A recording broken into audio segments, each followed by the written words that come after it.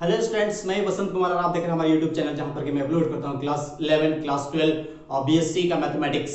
तो आज हम आपको बताने वाले हैं कि इम्प्रॉपर इंटीग्रेशन को हम लोग कैसे सोल्व करते हैं। ठीक है, तो यदि आप क्लास 12 और बीएससी, एमएससी और या फिर और किसी अन्य कंपटीशन एग्जामिनेशन तैयार कर रहे हैं जहां पर कि हायर मैथमेटिक्स पूछा जाता है, लाइक आपका CSI, NET, Jharkhand PHDT, KBS PHDT, NBS TGT, तो उस तरीके का एग्जामिनेशन का तैयारी कर रहे हैं तो आप ये आपके लिए भी वीडियो हमारा बहुत ही फायदेमंद रहने वाला, कृपया अंत तक ये बने रहे। तो आज हम लोग आप देखने वाले हैं कि इम्प्रॉपर इंटीग्रल क्या होता है। एक्चुअली में जो इंटीग्रेशन का ये पार्ट है ये बहुत इंपॉर्टेंट है टॉपिक, इम्प्रॉपर इंटीग्रल। लेकिन स्टूडेंट्स जैसा हम बता रहे हैं इम्प्रॉपर, लेकिन आपको यहाँ पर टाइटल पे लिखा हुआ है ये प्रॉपर इंटीग्रेशन है ना। तो स्टूडेंट्स ये आपको जानना पड़ेगा कि इम्प्रॉपर को सोल्व करने से पहले हमको प्रॉपर समझना पड़ता है। तो आइए मैं पहले आपको प्रॉपर के बारे में बताता हूँ। स्टूडेंट्स देखिए, तो यहां पर मैंने इसका डेफिनेशन लिख के रखा है कि the definite integral integration a to b fx dx is called proper integral if its range of integration is finite and fx is bounded in the given interval ab। ठीक है, तो इसका कहने का मतलब ये हो रहा है, डेफिनेशन ये बता रहा है कि अगर हमारे पास में जो ये इंटीग्रेशन दिया हो a to b fx dx, ठीक है, तो ये जो दिया होगा कहने का मतलब a एंड b है ना, ab जो होगा वो हमारा कैसा होगा, फाइनाइट होगा। ठीक है, मतलब यहां पर हमको इनफाइनाइट दिखाई देना चाहिए प्रॉपर में। ठीक, और उसके साथ में ये क्या करें कि जो भी फंक्शन है, ठीक ना, यहां पर में ये हमारा जो फंक्शन है ये फंक्शन को कैसा होना चाहिए, बाउंडेड होना चाहिए on the given interval A B पर। ठीक है, तो ये डेफिनेशन आपको क्लियर हो गया होगा कि जो भी इंटीग्रेशन दिया होगा उसका लिमिट जो दिया होगा, lower limit and upper limit है ना, ए टू बी, ये इंटीग्रेशन ए टू बी कर रहा है वो फाइनाइट होना चाहिए और साथ ही साथ में ये एफ जो है वो बाउंडेड होना चाहिए in the given interval A B, है ना, जो इंटरवल दिया होगा उस पर ये बाउंडेड होना चाहिए। तो आइए हम लोग एग्जांपल लेते हैं। ठीक है, जैसे एग्जांपल आप देख रहे हैं यहां पर में वो 0 to 1 x dx। ठीक है, तो 0 to 1 x dx ये यहां पर में दिया गया है। तो जैसे हम लोग यहां पर में अगर हमारे पास में ये आपको दिखाई देगा 0 to 1, ठीक है, तो x का वैल्यू अगर हम लोग 0 रख देते हैं, 0 रखेंगे तो इसका 0 होगा। ठीक है, और हम यहां पर में देखिए 1 रखते हैं तो 1 रखते हैं तो इसका वैल्यू 1 होगा। तो इसको एक क्या है, एक फाइनाइट वैल्यू मिल रहा है। ठीक है, यहां पर में इनफाइनाइट वैल्यू नहीं आना चाहिए, चाहे तो इन्फिनिटी नहीं आना चाहिए, नो डिफाइंड, मतलब कहने का मतलब कि इनडिटरमिनेट फॉर्म में वो नहीं आना चाहिए। ठीक है, ये बात क्लियर है। और यहां पर देख रहे हैं हम लोग 0 to पाई, यहां पर में 0 to pi sin x dx। तो हम ये भी जानते हैं कि sin x का जो वैल्यू होता है वो 0 से पाई तक वो फाइनाइट होता है। ठीक है, इनफाइनाइट नहीं होता है। तो ये भी हमारा ये किस तरीके से ये बनेगा, कौन से बनेगा इंटीग्रेशन, ये प्रॉपर इंटीग्रेशन बनेगा। ठीक है, तो ये उम्मीद करते हैं प्रॉपर इंटीग्रेशन समझ में आ गया हो। तो आइए हम लोग शुरुआत करते हैं इम्प्रॉपर इंटीग्रल के बारे में। सो स्टूडेंट्स आइए समझते हैं इम्प्रॉपर इंटीग्रल क्या होता है। जैसे कि आप स्क्रीन पे देख पा रहे हैं ना, यहाँ पर डेफिनेशन लिखा हुआ है कि the definite integral a to b fx dx is called improper integral if either range of integration is infinite or integrand fx is unbounded on the given interval ab or both, है ना। तो कहने का मतलब ये हो रहा है कि ये जो हमारा यहाँ पर में जो गिवन फंक्शन है a टू b, ठीक है, जैसे मैं यहाँ पर एग्जाम्पल के लिए लेता हूँ a टू b है fx और dx। ठीक, तो कहने का मतलब ये कि इसमें रेंज ऑफ इंटीग्रेशन में इनफाइनाइट आपको दिखना चाहिए, है ना, जैसे a की जगह में इनफाइनाइट और b की जगह में इनफाइनाइट ये दिखना चाहिए, है ना, कोई एक दिख जाए इसमें से, या फिर तो यहाँ पर जो गिवन इंटरवल होगा वो fx dx पर वो अनबाउंडेड होना चाहिए। ठीक है, आइए एग्जांपल देखते हैं, एग्जांपल से आपका सारा डाउट्स क्लियर हो जाना चाहिए। ठीक है, यहाँ पर फर्स्ट एग्जांपल लिया है, हमने लिया ये देखिए आप 0 to इन्फिनिटी x dx। ठीक है, तो x का वैल्यू 0 से इन्फिनिटी के बीच, यहां पर में हमारे एक क्या बन रहा है, एक इंटरवल बन रहा है। ठीक है, 0 से इन्फिनिटी के बीच में, है ना। तो जैसे हम लोग यहां पर में x का वैल्यू 0 रखेंगे तो ये तो 0 होगा ही होगा, 1 रखेंगे 1 होगा, कुछ भी रखेंगे ये 1 आते जाएगा। ठीक है, लेकिन जैसे यहां पर में एक इन्फिनिटी दिख रहा है तो इन्फिनिटी रखेंगे पर वहां पर में इस पॉइंट का इंटीग्रेशन जो है वो अनबाउंडेड होगा, वहां पर में उसका बाउंडेशन खत्म होता है। ठीक है, और जैसे यहां पर में देखिए तो पहचानने का तो यही तरीका है कि अगर ये दोनों में से a टू b अगर किसी में से भी अगर आपको एक इन्फिनिटी दिखाई दिया तो आपको समझ जाने का वो किस टाइप का इंटीग्रेशन होगा, वो इम्प्रॉपर इंटीग्रेशन होता है। ठीक है, तो एक नंबर का क्वेश्चन आपको आइडेंटिफाई करने के लिए पूछता है कि ये प्रॉपर है या इम्प्रॉपर है। ठीक है, तो इम्प्रॉपर के लिए सबसे पहले अगर यहाँ पर दिखाई दिया तो समझ जाने का वो हमारा इम्प्रॉपर इंटीग्रल होगा। ठीक है, सेकंड एग्जांपल यहाँ पर हमने लिया है कि integration -1 to 1 and 1 by x dx। ठीक है, तो कहने का मतलब हमारे पास में इसका पॉइंट देके रखा है -1 to 1, ठीक है। तो इस दोनों के बीच में भी एक पॉइंट है हमारा, क्या है, 0 है, ठीक। आप ध्यान से देखिए यहाँ पर में 1/x है, यहाँ पर 1/x है, ठीक ना। तो जैसे हम लोग 1/0 कर देते हैं तो ये तो अनडिफाइंड होता है ना, ये इनडिटरमिनेट फॉर्म में आ रहा है, इनडिटरमिनेट फॉर्म में आ रहा है। तो मतलब ये दिया हमारा, यहां पर देखिए ये जो इसका फाइनाइट होते हुए भी इस दोनों के बीच में जो पॉइंट मिल रहा है हमको 0, उस पॉइंट पर ये अनडिफाइंड है ना, अनडिफाइंड हो गया। तो इस तरीके से ये भी हमारा इम्प्रॉपर इंटीग्रल हो। एक और एग्जांपल हमने लिया है 1 to इनफिनिट 1/x - 2 dx, ठीक है। तो इसका मतलब यहां पर में हमारे पास में क्या दिया हुआ है, 1 से लेकर के इनफिनिट तक ये दिया हुआ, ठीक है। तो इसके बीच में भी एक पॉइंट आपको मिलेगा, वो कौन सा पॉइंट होगा, ये t होगा, ठीक है, तो सॉरी 2 होगा। तो वो उस पॉइंट पर ये जो फंक्शन दिया है वो क्या हो जा रहा है, अनबाउंड हो जा रहा है, ठीक है, बाउंड नहीं हो रहा, वो अनबाउंड हो जा रहा है। तो जैसे हम लोग x के जगह पर 2 - 2 करेंगे तो ये भी 1/0 आ रहा है, तो ये भी हमारा कैसा हो गया, अनडिफाइंड, अनबाउंड हो गया, ठीक है, अनबाउंडेड हो गया ये, ठीक। तो इस तरीके से ये हमारा तीनों जो है वो इम्प्रॉपर इंटीग्रल है, ठीक है। आपको समझ में आ गया होगा कि इसका रेंज ऑफ इंटीग्रेशन इनफिनिट होना चाहिए या फिर तो जो गिवन फंक्शन है वो इंटरवल पर अनबाउंडेड होना चाहिए। तो ये है इम्प्रॉपर इंटीग्रल। तो आइए हम लोग इसका आगे टाइप्स देखते हैं। इसका 3 टाइप्स होता है, मैं तीनों टाइप्स आपको बताता हूं। सो स्टूडेंट्स, आइए हम लोग देखते हैं टाइप्स ऑफ इम्प्रॉपर इंटीग्रल। मैं इंटीग्रेशन, इम्प्रॉपर इंटीग्रेशन का मैं आपको थ्योरी बताना चाह रहा हूं, क्योंकि बिना थ्योरी के हम लोग क्वेश्चंस नहीं कर पाएंगे, है ना। तो पहले हम थ्योरी बताते हैं आपको, फिर इसके बाद मैं आपको इससे रिलेटेड क्वेश्चंस भी कराऊंगा, एमसीक्यू क्वेश्चंस भी कराऊंगा जो कंपटीशन एग्जामिनेशन में पूछे जाते हैं, ठीक है।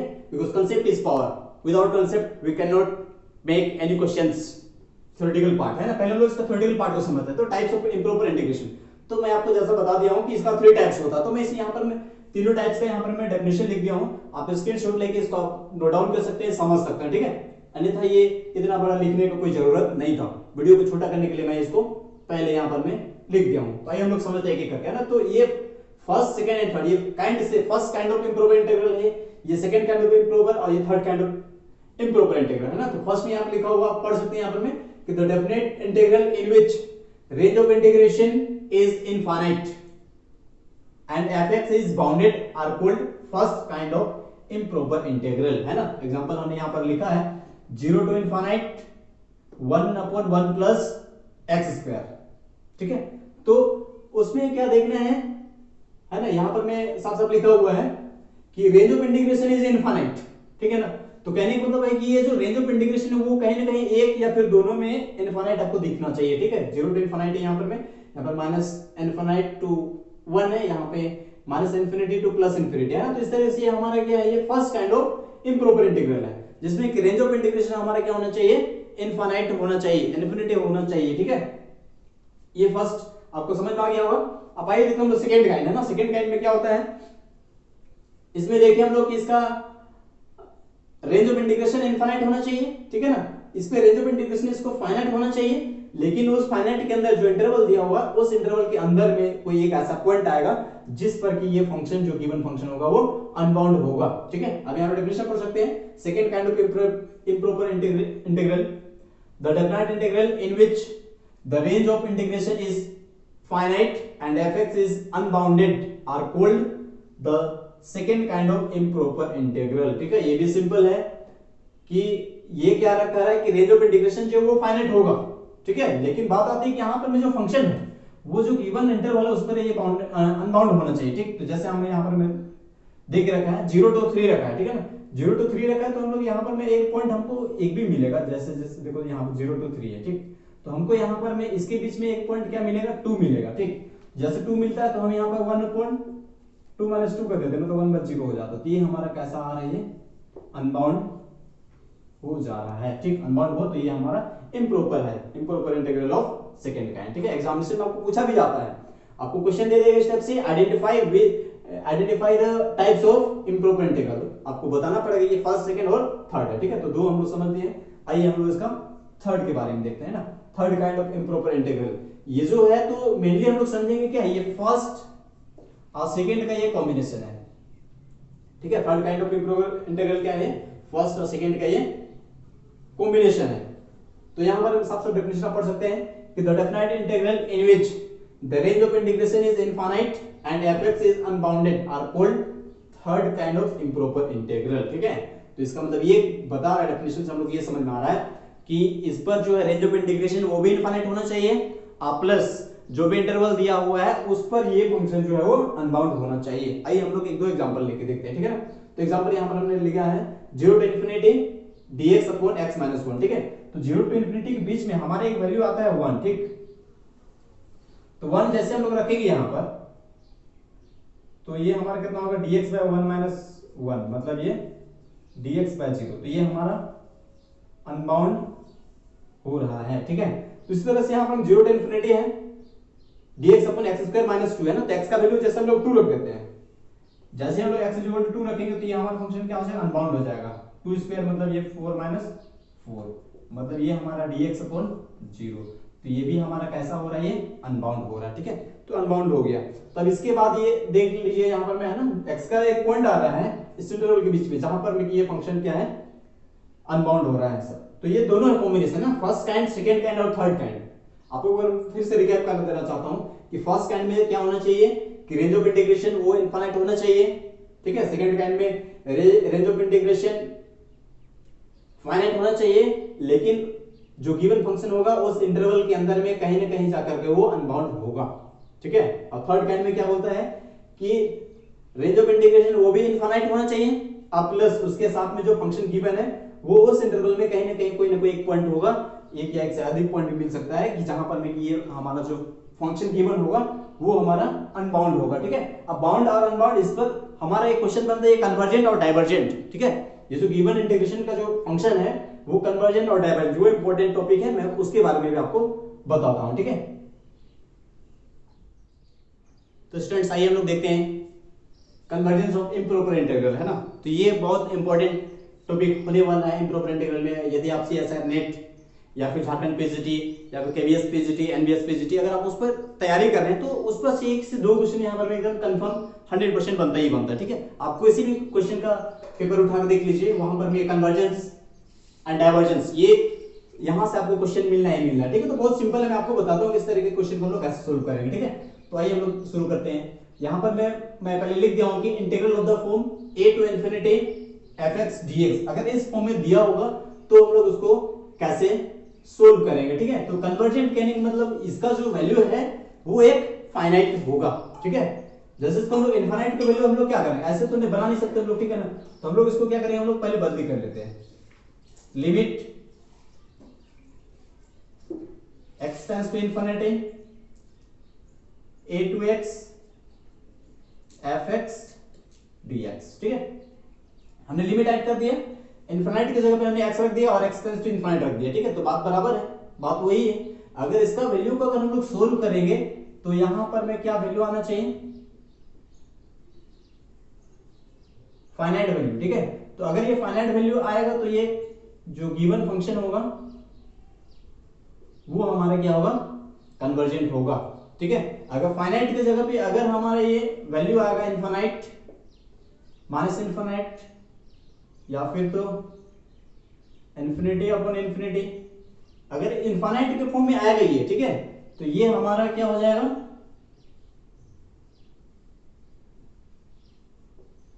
डाइवर्जेंट फंक्शन होगा। ठीक है, बात क्लियर है।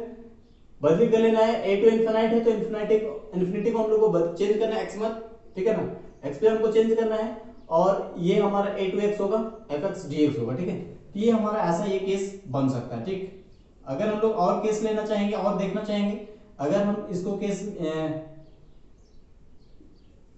अगर हम लोग इसको फिर दूसरा फॉर्म में देखना चाहेंगे, फॉर्म अगर हम इसको बना देते हैं a to minus infinity fx dx। ठीक है, तो सेम प्रोसेस इस पर भी लगेगा, है ना। इस पर हम क्या लिखेंगे, उसको limit x tends to minus infinity हो जाएगा, और ये हमारा a टू x हो जाएगा fx dx। ठीक है, फिर इसके बाद वाला अगर फाइनाइट वैल्यू होगा तो कन्वर्जेंट होगा, और इन्फिनिटी के फॉर्म में अगर इसका आंसर आता है तो वो हमारा इनफिनिट होगा। ठीक है, तो ये रह गया केस 2। अगर मान के चलो हमारे पास में क्या आएगा, फिर बात करते हैं कि सर हम केस 3 ले लेते हैं, उस पर कि दोनों का इन्फिनिटी हम लोग ले लेते हैं, ठीक है ना। अगर वो किस फॉर्म में दिया होगा, minus infinity to infinity F X D X, अगर वो इस फॉर्म में दिया होगा, ठीक है, तो हम लोग उसको कैसे चेंज करेंगे, इसको ले लेंगे हम लोग लिमिट, नहीं पहले तो हम लोग क्या करेंगे, इसको हम लोग क्या कर लेते हैं, पहले इसको हम लोग तोड़ लेते हैं, ठीक है ना। जो एफ एक्स जो दिया है उसको हम लोग ऐसे तोड़ेंगे, ठीक। तो ये हमारा minus infinity to A F X D X plus A to infinity F X D X, ठीक है। फिर हम लोग क्या कर लेंगे, लिमिट ले लेंगे सारे पर, लिमिट यहां पर हम लोग लेंगे X tends to minus infinity X to A F X D X plus limit X tends to infinity A to X F X D X, ठीक है।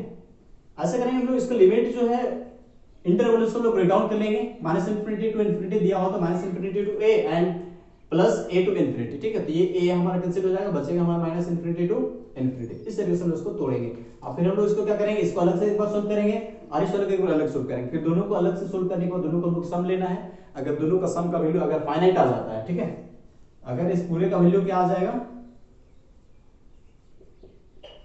फाइनाइट वैल्यू आएगा, तो ये हमारा जो फंक्शन होगा वो हमारा कन्वर्जेंट होगा, और नहीं तो क्या इनफाइनाइट आएगा, इनफाइनाइट आएगा तो ये हमारा डाइवर्जेंट फंक्शन होगा, ठीक है। तो इस तरीके से हम इसका जो फंक्शन दिया होगा इंटीग्रल के फॉर्म में इम्प्रॉपर का, तो उसका हम लोग कन्वर्जेंसी हम लोग इस तरीके से चेक कर सकते हैं। लेकिन थ्योरी में आपको समझ में नहीं आएगा, ठीक है, जब तक मैं आपको ये कुछ क्वेश्चन नहीं कराऊंगा। तो स्टूडेंट्स बने रहिए, मैं आपको कुछ क्वेश्चन भी कराता हूं। सो स्टूडेंट्स आइए हम लोग देखते हैं कन्वर्जेंसी का कुछ क्वेश्चंस। तो हमने ये दो क्वेश्चन लिया है कन्वर्जेंसी का, test the convergency of the given function 0 to infinity dx upon 1 plus x square, ठीक है। तो हम लोग यहाँ पर देखेंगे, तो इंप्रोपर इंटीग्रल की बात करेंगे, फर्स्ट काइंड का इंप्रोपर इंटीग्रल यहाँ पर देखना है ना, कि ये इसका रेंज ऑफ इंटीग्रेशन इनफाइनाइट है और ये बाउंडेड है, ठीक है। तो ये फर्स्ट काइंड का हो गया इंटीग्रेशन। इसको हम लोग कैसे सोल्व करके पता करेंगे कि ये कन्वर्जेंट है या फिर डाइवर्जेंट। ऐसे देखने से आपको नहीं पता चला कि ये कन्वर्जेंट होगा या फिर डाइवर्जेंट होगा। तो ये हम लोग इसको सोल्व करते हैं पहले, ठीक है। तो सबसे पहले इसका प्रोसेस मैंने बता दिया है, तो हम लोग सीधा इस पर क्वेश्चन में आते हैं, ठीक है ना। तो इसको हम लोग सीधा हम लोग क्या ले लेते हैं, लिमिट ले लेते हैं, एक्स टेंड्स टू इन्फिनिटी ले लेते हैं यहाँ पर में 0 to x dx upon 1 plus x square हो गया, ठीक है। तो हम लोग जानते हैं कि 1 upon 1 plus x square x is equal to tan inverse x होता है, ठीक है। तो हमारे पास में limit x tends to infinity रहेगा, है ना, और ये पूरे का हम लोग को पता होना चाहिए कि ये क्या होता है, tan inverse x होता है, और यहाँ पर में हमारा 0 to x है, ठीक है। आप यहाँ पर में देख सकते हैं। तो जैसे हम लोग यहाँ पर में इसका इंटीग्रेशन का वैल्यू को पुट करते हैं हम लोग, ठीक है। तो a टू b होता है, तो fx fb माइनस fa होता है, ठीक है। एक फॉर्मूला यहाँ पर में है, आपको मैं बता देना चाहता हूँ। यहाँ पर में इंटीग्रेशन का ये fx a टू b अगर होता है, ठीक है, तो इसका पहले fb होता है और माइनस fa होता है। एक फॉर्मूला हमारा ये भी होता है, ठीक है। तो इस पर हम लोग रखेंगे तो हमारे पास में कितना हो जाएगा, limit x tends to infinity है tan inverse x minus tan inverse 0 है, limit x tends to infinity है ना। तो ये तो खैर 0 हो ही जाएगा अगर मान के चलो सीधे हम लोग यहाँ पर में लिमिट का x का वैल्यू रख देते हैं, ठीक है। क्योंकि tan इनवर्स 0 का तो वैल्यू हमारा पास में क्या होता है, 0 ही होता है, ठीक है। तो हमारे पास में ये क्या बचेगा, सीधा इसको लिमिट दे देते हैं, तो हमारे पास में ये कितना बच जाएगा, सॉरी tan इनवर्स इन्फिनिटी है ना, और माइनस ये हमारा 0 होगा। तो इन्फिनिटी हम लोग जानते हैं tan में कितने का होता है, ये π/2 का होता है, ठीक है। tan inverse infinity is equal to हमारा π/2 होता है। तो ये हमारा फाइनाइट वैल्यू आया, ठीक है। तो ये जो फंक्शन है हमारा किस टाइप का फंक्शन है, ये कन्वर्जेंट फंक्शन है,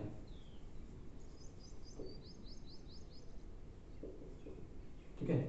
ये वाला जो फंक्शन है हमारा कैसा फंक्शन होगा, ये हमारा कन्वर्जेंट फंक्शन होगा, ठीक है। तो आइए हम लोग फिर से इसको देखते हैं यहाँ पर, ठीक। सेकंड क्वेश्चन हमने लेके रखा हाइपरबोलिक का, ठीक है। आप यहाँ पर हाइपरबोलिक देख सकते हैं -∞ टू 0 cos हाइपरबोलिक x दिया हुआ, ठीक है। तो हम लोग इसको सीधा सीधा क्या करें, सोल्व कर लेते हैं इसको, ठीक है। तो इसको हम लोग सोल्व करेंगे तो लिमिट ले लेते हैं इस पर में, limit x tends to -∞ x to 0 cos hyperbolic x dx, ठीक है। तो इसका जो फॉर्मूला होना चाहिए cos हाइपरबोलिक x, ठीक है, इसका फॉर्मूला आपको पता होना चाहिए ex माइनस e का पावर माइनस x अपॉन 2 होता है, लिमिट x टेंड्स टू -∞, और ये हमारा हो जाएगा 0 टू x, ठीक है। अब इस पर हम लोग अगर रखना चाहेंगे तो एक बार हम लोग जैसे 0 रख देते हैं, ठीक है। Limit x tends to infinity हो गया, ठीक है। अब इस पर भी हम लोग क्या करेंगे, एक बार 0 रख देते हैं, e का पावर 0 माइनस e का पावर -0, और ये 1/2 को जो है हम लोग इधर ले लेते हैं, बाहर ले लेते हैं, ठीक है। 1/2 बाहर ले लेते हैं तो ज्यादा अच्छा रहेगा। ये 1/2 बाहर ले लिए, यहां पर हो गया, ठीक। अब फिर यहां पर भी हमको लेना है माइनस e का पावर x माइनस e का पावर -x, ये हमारा इस तरह से ये मिला फंक्शन, ठीक है। मिक्स हो जा रहा है इस टाइप से हमको ये यहां पर भी मिल रहा है, ठीक है। तो अब हम लोग क्या करेंगे, इसको e का पावर 0, ठीक है, और e का पावर -0, e का पावर x और e का पावर -x, हमको यहां पर में ये चीज मिल रहा है, ठीक है। तो इसका पावर तो 1 होता है, इसका पावर भी, इसका वैल्यू भी 1 होता है और इसका वैल्यू भी 1 होता है, ठीक है। तो इसको हम लोग यहां पर ले लेते हैं। आगे और हम लोग लेना चाहिए 1/2 लिमिट x टेंड्स टू -∞ है, तो ये वाला तो 1 - 1 हमारा कैंसिल हो गया, खत्म, ठीक है। और फिर यहां पर भी हमको क्या बच रहा है, e का पावर x माइनस e का पावर -x, इतना बच रहा है, ठीक है। तो ये हमारा तो 1 1 0 खत्म हो गया, लेकिन ये वाला माइनस अब अंदर चला जाएगा, ठीक है। तो कितना होगा हमारे पास में, ये 1/2 लिमिट x टेंड्स टू -∞, और हमारे पास बचेगा माइनस e का power x minus minus plus e का पावर -x, ठीक। तो जैसे हम लोग x का वैल्यू रख देते हैं, लिमिट जो दिया हुआ है x टेंड्स टू -∞, ठीक है। तो हमारे पास में क्या बचेगा, -1/2 बचेगा, माइनस e का पावर -∞ प्लस e का पावर माइनस माइनस, ये हमारा प्लस हो जाएगा, है ना। आपको यहाँ पर समझ में आ रहा होगा, तो आप यहाँ पर में देख सकते हैं, ठीक है। तो हम लोग यहाँ पर में क्या जानते हैं, e का पावर -∞ और e का पावर ∞, ठीक है। तो यहाँ पर में दो चीज देखना है, तो इसका वैल्यू जो होता है वो 0 होता है, और इसका वैल्यू जो क्या होता है, डज नॉट एग्जिस्ट होता है, ये वाला, ठीक। तो यहाँ पर में आप देख सकते हैं, यहाँ पर में इसका वैल्यू तो 0 होता है और इसका वैल्यू हमारा डज नॉट एग्जिस्ट होता है। तो यहाँ पर हम देख रहे कहीं ना कहीं इसका वैल्यू जो है हमारे पास में तो 0 हो रहा है, 0 प्लस ये 1/2 डज नॉट एग्जिस्ट बच रहा है, ठीक है। 1/2 इसका वैल्यू तो 0 होगा, 0 प्लस डज नॉट एग्जिस्ट, ठीक है। तो इस तरीके से ये वाला जो हमारा जो क्वेश्चन आ रहा है, ये हमारा किस टाइप का फंक्शन आ गया, डाइवर्जेंट फंक्शन आ गया, ठीक है। तो मैं उम्मीद करता हूं कि ये कन्वर्जेंसी टेस्ट आपको करने के लिए आना चाहिए, ठीक है। तो अगर ये वीडियो आपको अच्छा लगा हो तो जरूर से एक बार सब्सक्राइब करिए, और अंत तक हमारे साथ जुड़े रहने के लिए आप सभी लोगों को बहुत बहुत धन्यवाद।